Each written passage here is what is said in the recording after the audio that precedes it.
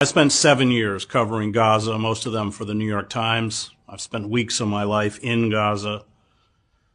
I have reported on the siege that the Palestinians have endured, imposed by Israel.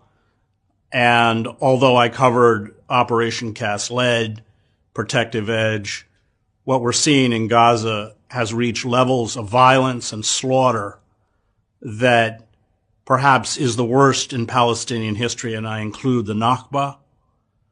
What we're watching is a campaign of unmitigated genocide, the indiscriminate slaughter of civilians, 160 children a day.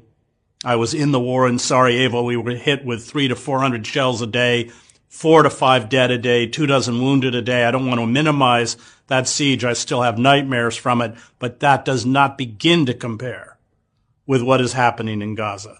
It is incumbent upon all of us who care about the rights and the safety of the Palestinian people to do everything within our power to stop this campaign of wholesale killing on the part of the Israeli war machine, backed, of course, by the United States. I am leaving Doha for Rafah with many of my other colleagues to protest at Israel's exclusion of the foreign press because, of course, they don't want the killing to be recorded and reported on, and that is why they have carried out the murder and assassination of many courageous colleagues of mine who are Palestinian, 39 of whom have been killed. In the case of the great Al Jazeera correspondent, of course, his family was murdered.